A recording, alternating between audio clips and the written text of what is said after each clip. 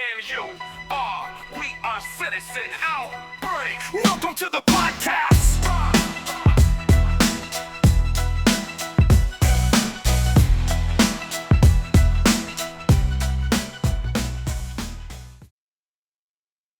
Hello, and welcome to Citizen Outbreak episode 4. Welcome back. Again, please give us a follow. Like us on Instagram, Citizen Outbreak. Twitter, Citizen Outbreak. Yeah. YouTube, Citizen Outbreak Podcast, Right. citizenoutbreak.com, And then follow us on Spotify. and iTunes, right? And you got to make some comments, give us some good reviews. We'll really appreciate it. And of course, buy the game. Tell your friends to buy the game. You could buy the game at citizenoutbreak.com and on our Instagram. And on our Citizen Instagram, yeah. Outbreak. And tell all your friends. All right, you ready? Yep. Matthew. I'm ready, You ready? Rudy. You have a good birthday? I did. Did you? No. No, but that's Listen, it's not fun getting old. Yeah. Once That's you true. here's the thing. Once you hit 30, I think that's it. My whole thing is, people are like, "Oh, it's my birthday. I'm not going to go to work." I'm like, "What? You're not 15. What are you talking about? You're not going to go to work?" I've never heard not going to go to work, but I love my birthday. Yeah, no, I used to. Now, now it's like it's kind of forced. Like there's too much. It's kind of like New Year's. I don't know. I had a good one this year. I got a Well, massage. you had a good one. Not me, but again, I always had big parties. Lots of events, and then it kind of stopped. I've choice. done both. I've done big parties. I've done stuff like this year. It's the feel. Next year, I want to do a big party. Yeah. Yeah. All right. I love my. All right. I had a good one this year. Let's get into it. Yep. All right. The first topic today is the ongoing. Okay. Not ongoing, but this peace talk that we talked about last episode. I told you it's going to be done in 2 weeks. It's not going to be done in 2 weeks. Zelenskyy came to the United States of America he came to the White House. Yeah. You saw the whole argument, not the argument, but the whole blow up, the whole, tit for tat, President Donald Trump going after him in the White House at the Oval Office. J.D. Vance stepped up to him. There was a big confrontation, came to sign the minerals deal. And what happened? Came in there, started changing things around. And then they had a big blow up and boom. They kicked him out of the White House. I think he's been the only person that's ever been kicked out of the White House, besides Joe Biden's dog. What do you think? I think it's a really stupid situation. I think you have a small group of people pursuing an agenda that has nothing to do with the agenda that's being pitched to the people, to the constituents. I think what happened in the White House. I'm not a fan of our involvement in Ukraine. I think we could have prevented this war, not promoted this war. So, I'm not, in the sense that we didn't sign this mineral deal, and we or at least have a president that's out there trying to stop the entanglement in what he's saying. I like that. The look of arguing like that, I don't think it needed to get there. I mean, I just think this whole thing is so dishonest, and I think what happened in the White House, I think it's good that people that for 3 years, kind of, we've had a no think, and the PR pitch was you're a bad person if you don't support it. Now that's on hyperdrive. This is, you're a bad person. Like, you were a bad person if you didn't wear masks. You're a bad person if you don't believe in climate change. You're a bad person if you don't want to commit fully and blindly just to, supporting Zelenskyy, who's the new coming of Winston Churchill. You're just a bad person. And, they haven't had to define anything beyond that. That was the pitch. You're a bad person and Putin is Hitler. You're not only are you a bad person, but if you remember back like Vietnam War, North Korean War, I mean, we weren't around for then, but like any kind of war, you always had these peaceful protests. Stop the war, stop the war, stop the war. You had rallies, stop the war. In the 60s, you had the stop the war, all the hippies to stop the war. Yeah. Well, the hippies, they're the liberals, right? Yeah. And now, continue the war. Yeah, they're in Vermont Continue screaming that we're, you're Nazis if you don't continue the war. Exactly. Listen, I don't know about this whole mineral bullshit deal because it came out of nowhere. We weren't talking about minerals at the beginning of January. This came about like recently, so I don't know what the fuck this mineral thing is, where it came from. I mean, I know where it came from. It came from history. The history books tell you that the minerals are in Russia, the USSR, former USSR, and a lot of them are in Ukraine. Why weren't we talking about minerals before? Well, I think, look, what's been going on is we've been pushing NATO east, and you have this kind of undercurrent of, unelected people across our government and elected people that are, that have been pursuing NATO expansion and justifying it by, kind of Putin is aggressively wanting to move west, although, tough to make that case. Now, Ukraine was always kind of the last. That's the hill that this whole thing will blow up on. And, we got to that breaking point. Breaking news. Breaking news. Donald Trump just said he's stopping all aid to Ukraine, all military aid. Yeah, I saw he halted the arms sale. There was more? I just got the alert. I mean, yeah, he's like full in. We're not giving. I like that sound, Rudy. Yeah, you like that? Yeah, we're getting fancy here. Yeah. So here's the thing. Back to this whole mineral deal. Yeah, look, the mineral deal. It's like, remember that they told us with Iraq the oil was going to pay for the entire thing. I think it's just a new way of pitching the rationale, and I'm happy that it wasn't signed. No, well, I'm not. I actually think it was a good thing. Listen, there's definitely minerals there. Why? Zelenskyy is not thinking long term. He's thinking with his nose, allegedly, and the whole point is this. You come to this country and you know what the deal is. It's not like he got on the plane, he saw what the deal is, he read the deal, his people read him the deal, he came here, and the whole thing is you come, you sign the deal, that's it. We have lunch, do a nice press conference. That's it. Once he stepped foot in the White House, he started, okay, I want securities guarantee. I want this. I want that. I want that. He started pushing the envelope. And President Trump and Vice President J.D. Vance weren't having it. How do you, first of all, it's Donald Trump. You're not talking about Joe Biden here. Donald Trump, you're not renegotiating.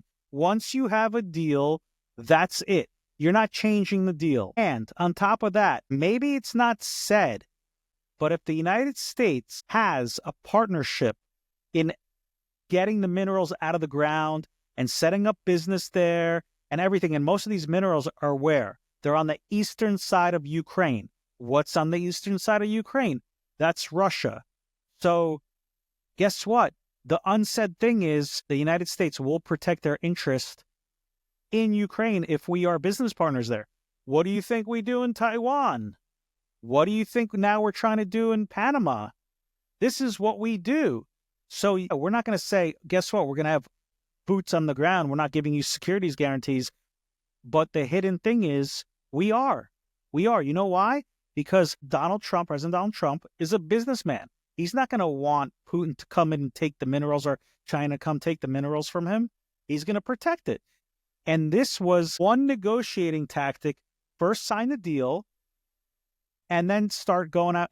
Listen, Putin Hootie, these are our minerals. You're not going to come in. You're not going to be taking them. You're not going to be fighting anymore.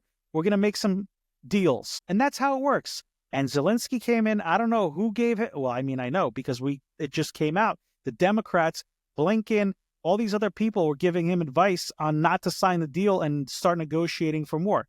Listen, you know what the deal was. Stop changing it. Stop. I mean, it's a pretty interesting thing because I don't know how.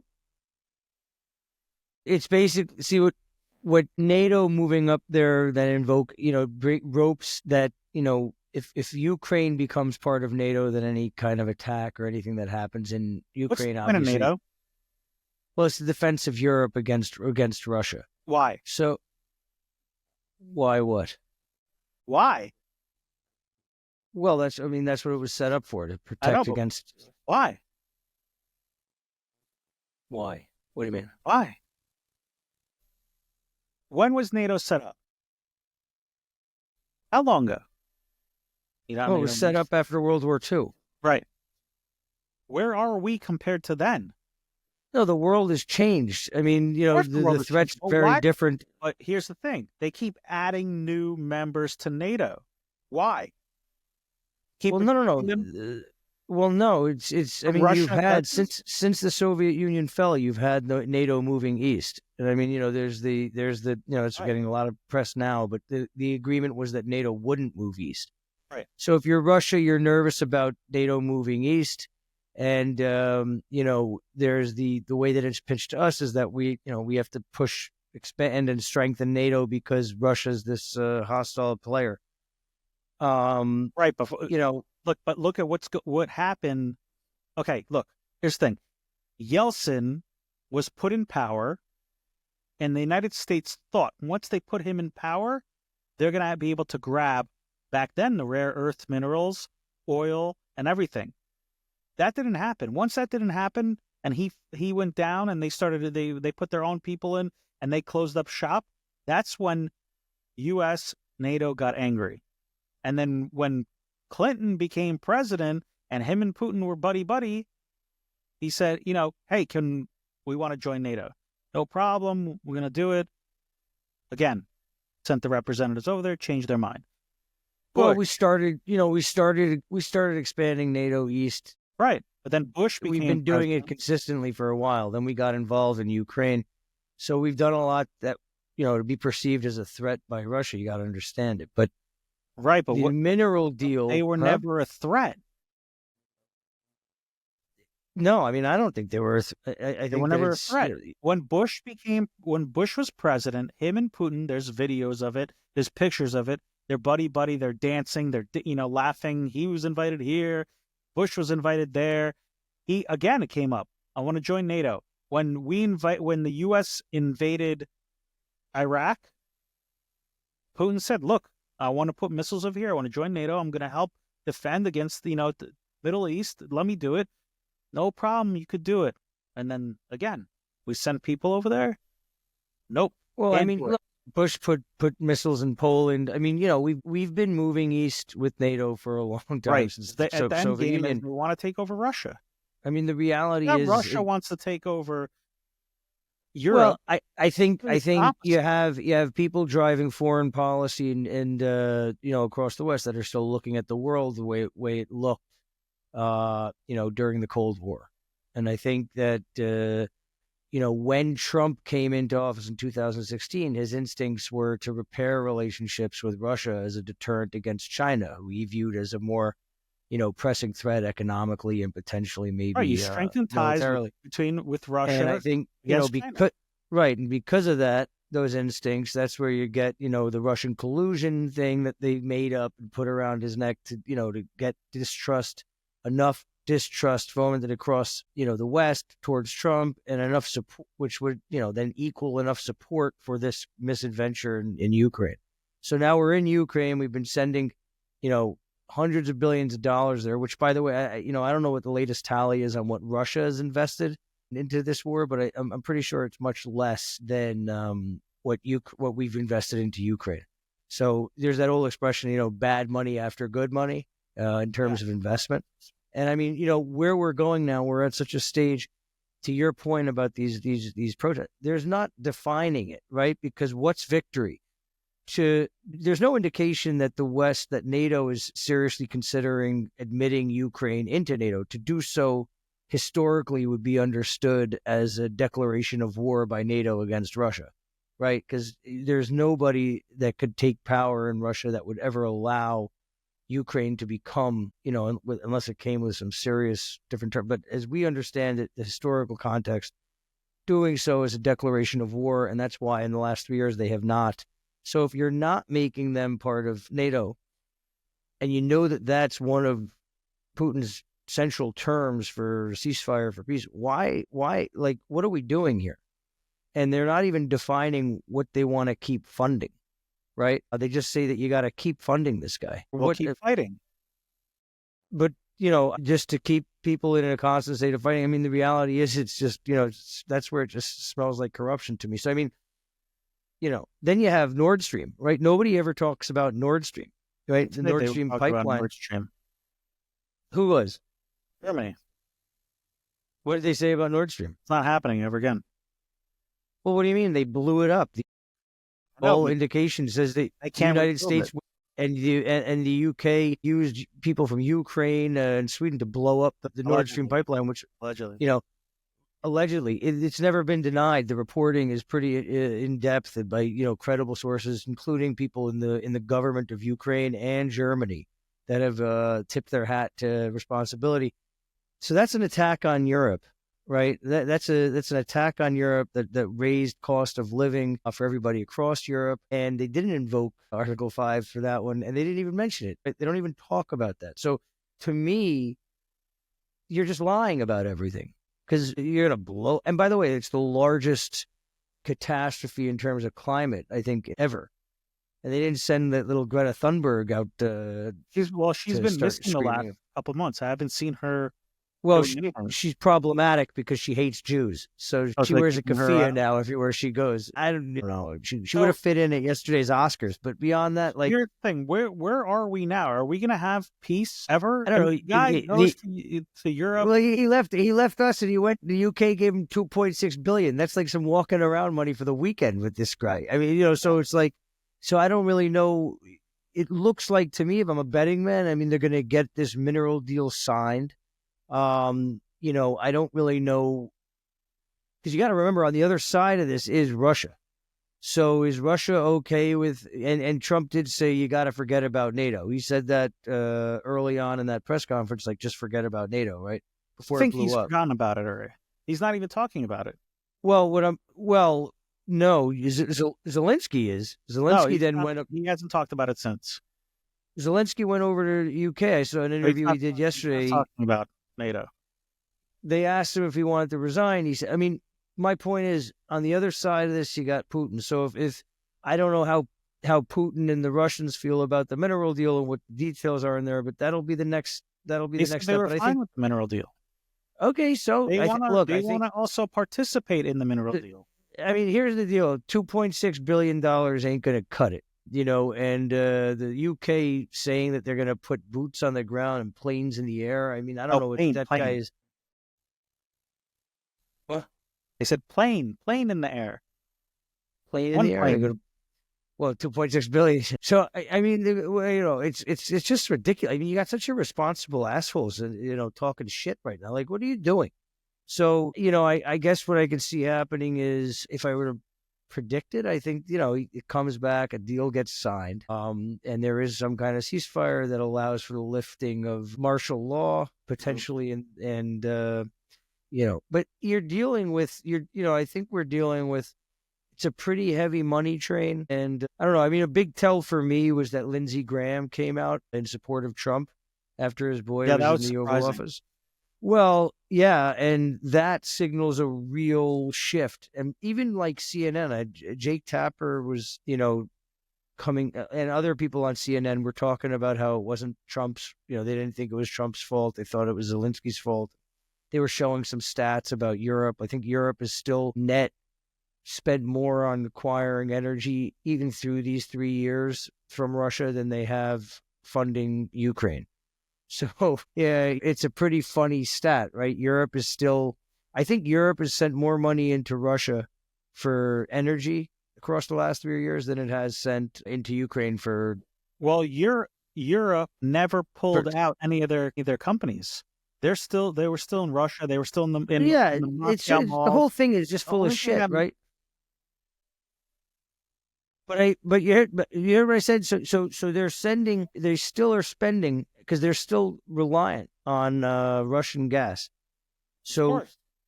and Jake Tapper actually tweeted this out. I mean, if I have it, if I'm correct, if I'm like thinking about it correctly, was that in the last 3 years they have sent more money to Russia to get its energy than the continent has sent money to Ukraine to support the war effort. Yeah. So in essence, they're supporting Russia. So okay, what you think this war ends when? I mean, it ends when I think the next step of I think there will be a deal made between Trump and Zelenskyy. When? I'll say what's the day? March, within the next 2 weeks. Oh, so you're on my timeline. 2 weeks. When does he go to? Wait, doesn't he meet with Putin? No, they canceled the meeting. They never Are had a you meeting. sure? That was just bullshit. They never had a meeting. No, but it's coming up. No, There's they a were, big- no, that was rumors. They never had a meeting. Okay, well, in 2 weeks, I'll go with 2 weeks. I'll go with the next of. I'll keep my 2 weeks. I don't know that. you were... I don't know that. Just so we're clear, I don't know that. I'm not saying that causes the war to end, but I'm saying that there will be a signed mineral deal. Yeah, in the next 2 weeks. All right, so I said it 2 weeks ago, a week ago. I'm going to go within 3 weeks from today. Got it? Mark it down. I say 2 weeks. Okay. So while this was going on, see the magic? Look, follow the pen. Follow the pen. You see where the pen went? Did you see? Look, it's behind your ear. See that? See how I did that? See? I'm a magician. Do you know where I'm going next, Matthew? Where are you going? I'm going with the Epstein Files because we were promised a lot of information, but once Zelenskyy stepped into that White House, we had really crickets, buddy, crickets. Listen, we got some bullshit list, a black book, whatever log that we already saw years ago. No information. There's a lot of finger pointing. We were promised a big thing over the weekend from Pam Bondi, never happened. We, Kash Patel, we were so excited for Kash Patel. And so what's going on? You think we're going to see something? No. Look, I think the reality is it's funny. In the last 5 years, right? Last 5-6 years. For me, the issue that this brings up is really the power of the Oval Office and the office of the presidency, and really who's in charge, because this is directly within his purview, right? If the president says declassify this stuff, you would, the layman understanding of that is, okay, boss, they got to send, get all the shit from the drawers and send it over to Pam Bondi and declassify. I mean, you have that. You have the JFK files. When he was leaving office the first time, it was about the Russia collusion guys, all the bullshit, all the lies, the CIA guys, the FBI guys, all their, lying and getting those warrants. There was going to be the declassification. Ultimately, he didn't declassify as much as he said he was going to. All this stuff. I mean, so there's two issues for me. One is, really that this exposes kind of, well, one, if it's that Trump and his team are really working, if Pam Bondi, if Kash Patel, if Trump are really sincere in the way that they're trying to work and what they say they're trying to work for, then apparently they don't really have as much power as we believe them to have or that our Constitution affords them to have.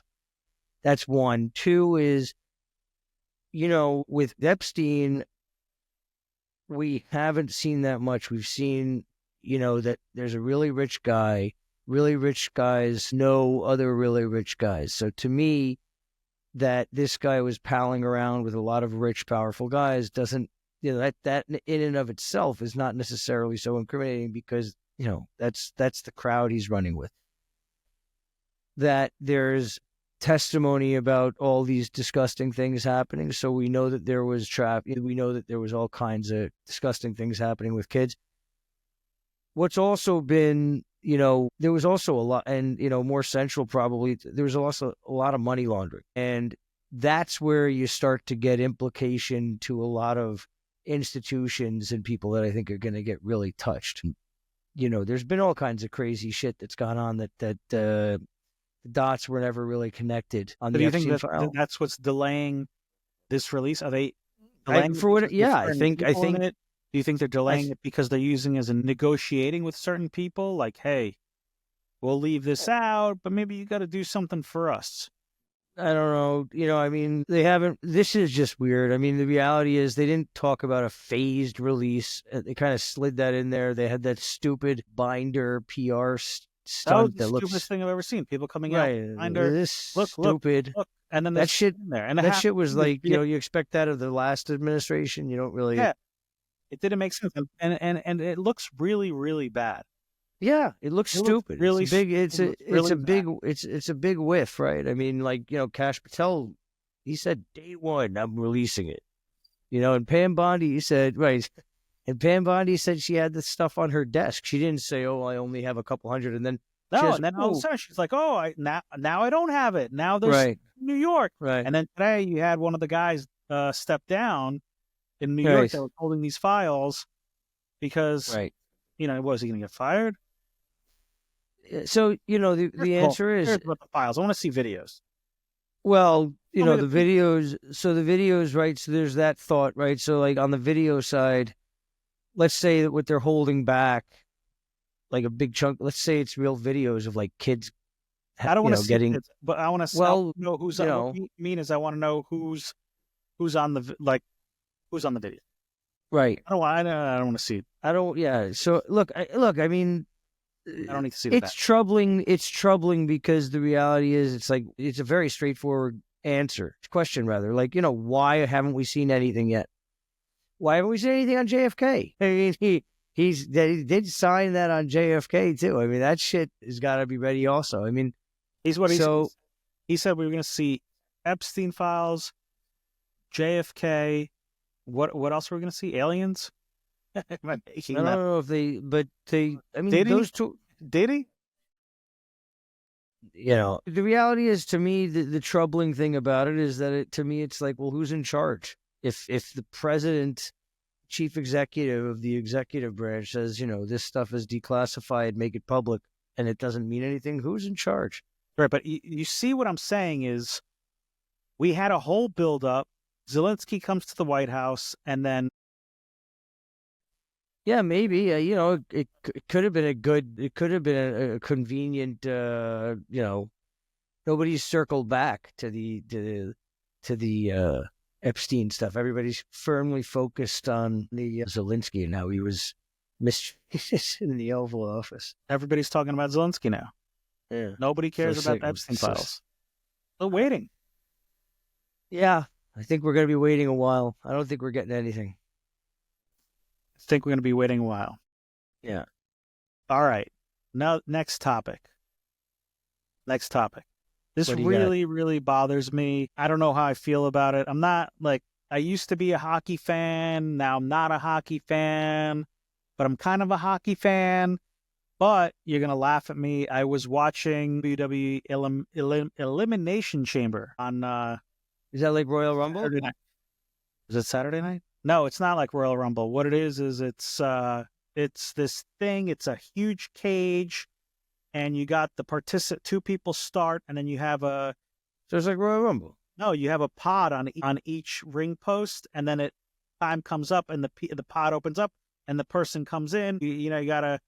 the last man standing wins. So it's kind of like Royal Rumble? No, Royal Rumble has 30 participants over. And they get thrown over.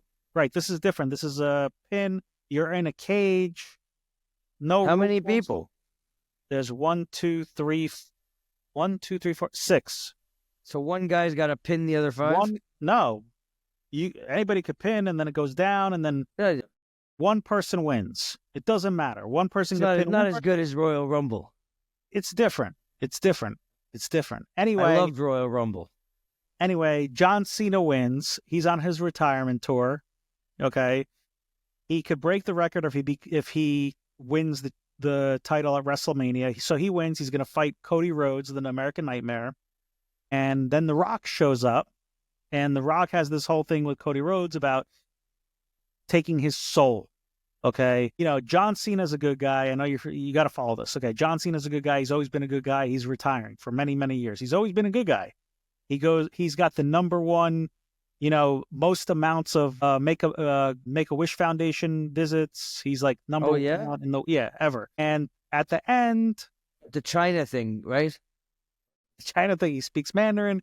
But at the end of the program, The Rock says to Cody, "I want your soul. Come, go to the dark side." And Cody says, "Fuck you." And he actually says, "Fuck you," which I was surprised because they never curse on, it's a family show.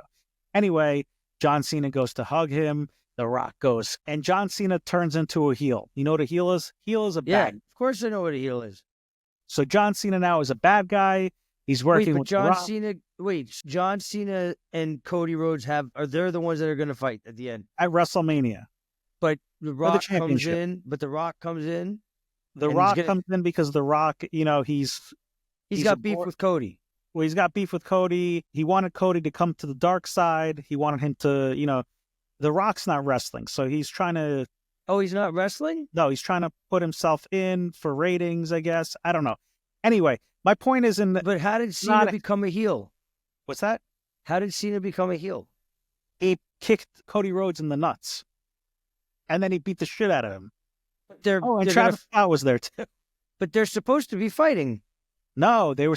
But it's a friendly fight. Originally, it's a friendly fight. They're friends. They're gonna have a, now it's personal. Now it's dark Cena. Cena's a bad guy. So Cody Rhodes is gonna kick his ass. I don't know. But anyway, my point is not the WWE. Cody Rhodes is a small guy. What's that? He's like a small guy. Cody Rhodes? Yeah. No, he's not a small guy. I mean, next to The Rock? Well, The Rock now. Yeah. But if you remember, The Rock was not big. Somehow he got big. I don't know how. Hey. Yeah. Interesting. Anyway, my beef is not with WWE. Okay. My beef is not with hockey. What my beef is Extreme Rules, WWE, was in Toronto, Canada. Okay? Okay. And back when the USA was playing Canada in hockey, these Canadians booed the shit out of the National Anthem. And they did the same thing on Saturday at WWE Extreme Rules. And this poor girl is singing her heart out, and these motherfuckers are booing the shit out of her. There was Bret Hart, who was Canadian. There's a lot of wrestling Canadians. There's a lot. Are there? There's many, many Canadians. They had, Bret Hart's father, Stu Hart, had this, he had the dungeon. So they turned out a lot of wrestlers. To this day, there's a lot of wrestlers that come out of Canada. Okay. Just like hockey player. What was the name of the Russian one in the 80s? What was the name of the Russian guy? Nikita Volkov. Yeah, I loved him. Nikita Golf. Yeah. I didn't love him.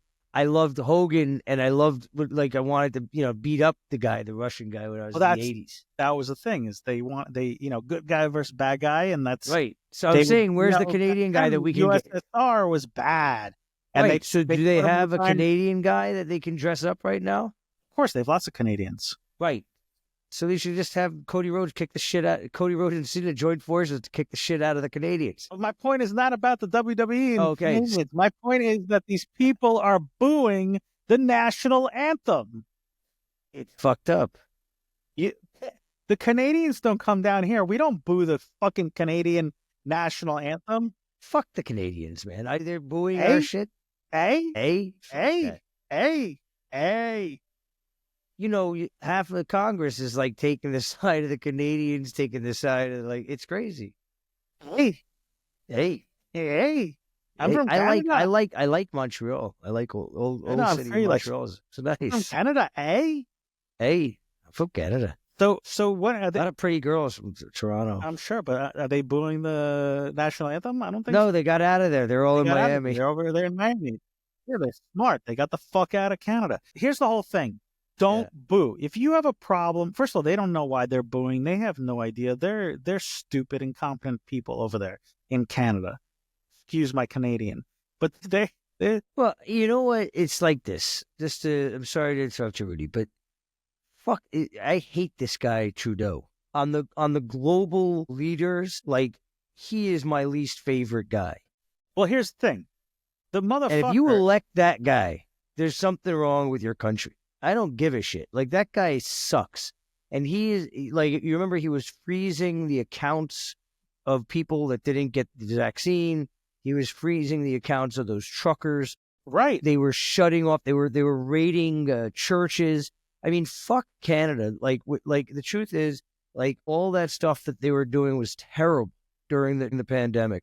And it's like, he was as gross a leader as there is anywhere on the planet in terms of how much he just like tore up individual rights.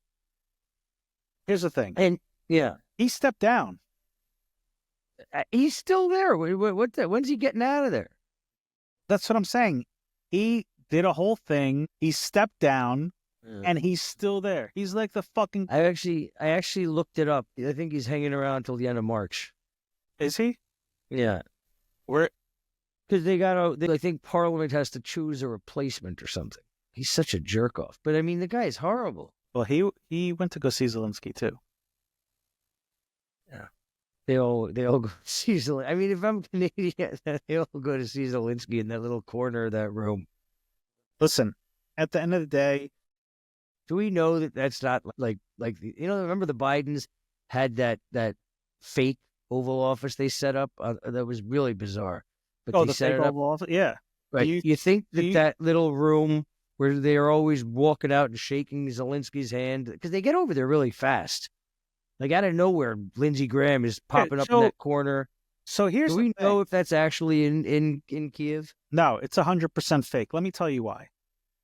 Because the Treasury Secretary Besson went over there, remember? And he's like, "Oh, I was on the train and it took me a long time to get here.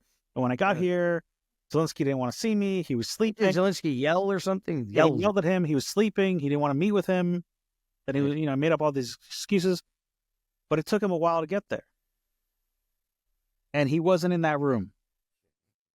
See, that room is a key thing. All these guys, they just pop up in that room right away. You know what I mean? In that corner where they come out of the closet, they shake hands. I would challenge. I think that's a fake. That's a sound lot somewhere. You think that's in Hollywood, or do you think it's in Atlanta? I don't know. I think it's a film. I'm skeptical about everything. I think it's in Atlanta. Yeah. Maybe in the UK. Maybe does Paris have a sound studio? I don't know. They get over there really fast, though. Last time the photo op this time was the train. They've found a train station. For some reason, all of a sudden, everybody's traveling by train. Well, that's what they said. You got to travel by train because it's too dangerous to fly into. Really? They're not flying in anymore? No. That stopped. They got to take a train from Poland. So it's a train. It's a train station. Very dangerous. So they're all taking photo ops on the train now. Yeah, nice train. So Trudeau went over there and he was on the train too? No, he went to. I think they met him in the UK. Okay. Yeah. And when is WrestleMania? The second week of April in Las Vegas. We're gonna have Trudeau versus JD Vance in a steel cage. That would be dope. That would be great. Who do you think would win in a steel cage match? Zelenskyy or McCraw? If they fought. That would be fun, actually. You're full. I will hit you with my baguette. You will not hit me with my baguette because I will dance. Those two going at it. They're good.